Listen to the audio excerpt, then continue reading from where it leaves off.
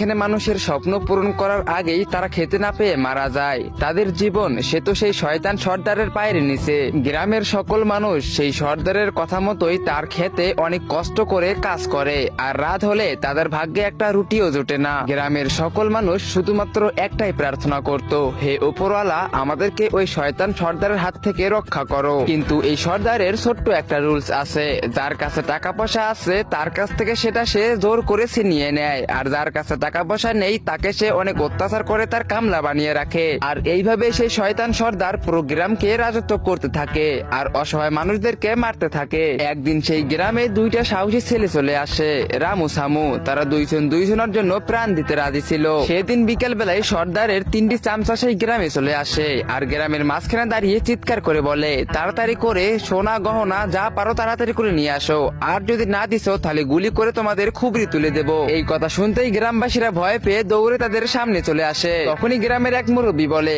আরে কেউ কিছু দিবে না।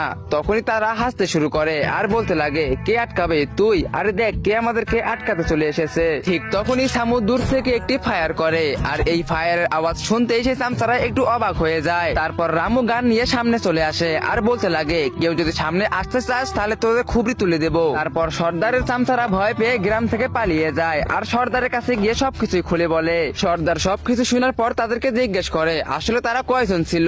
তখনই চামচারা বলে ওরা 2জন ছিল। এটা শোনার পর সর্দার অনেক বেশি রেগে যায় আর বলতে থাকে, ওরা 2জন ছিল আর তোরা 3জন ছিলি, তারপর তোরা ভয় পেয়ে পালিয়ে আসলি। তো বন্ধুরা, এরপরে কি হয়েছিল সেটা তোমরা দেখতে